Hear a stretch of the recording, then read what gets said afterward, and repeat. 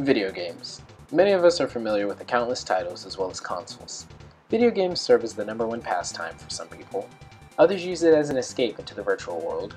Some play competitively in an all-out battle for supremacy with players all across the world, although most people play for just pure unadulterated fun. Although there is always one thing that games seem to always mess up, and that is just how god-awfully inaccurate they tend to be with their real-life depictions of certain aspects.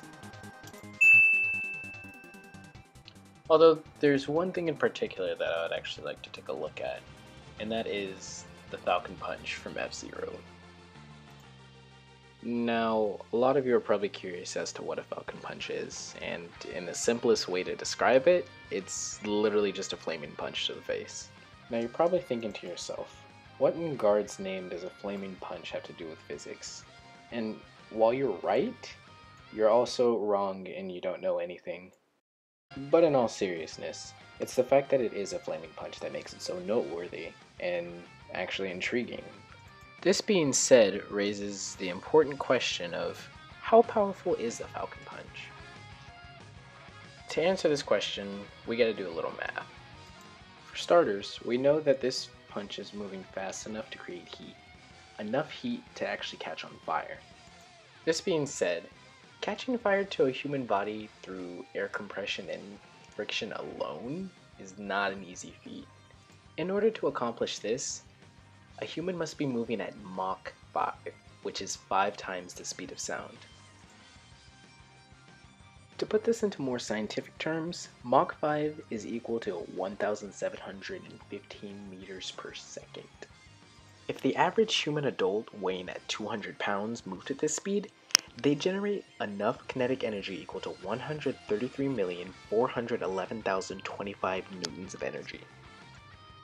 Not only is this enough energy to rip our body apart limb from limb, but you would be vaporized the instant that you hit Mach 5. Lucky for us though, we're dealing with video game physics. Now that we have a little bit of background on Mach 5, what we're going to do is we're going to take all that information from the previous points that I made and concentrate it all into Captain Falcon's fist.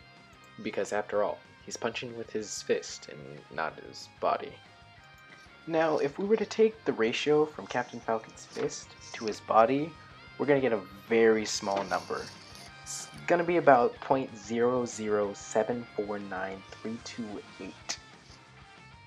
That doesn't even begin to cover 1% of Captain Falcon's total mass.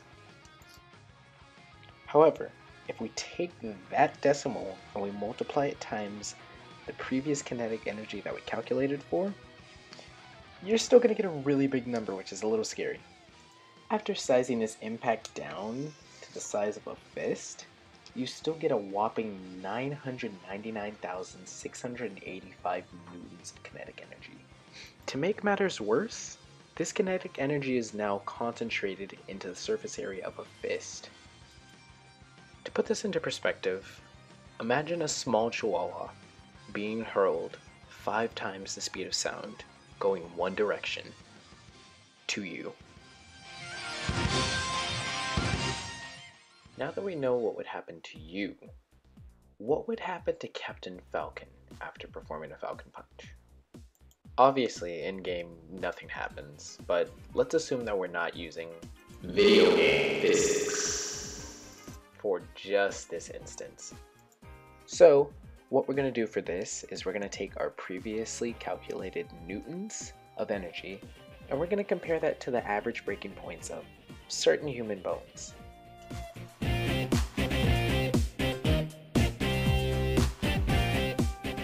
With this information, we can deduce that not only will the target of the Falcon Punch be obliterated, but also the user.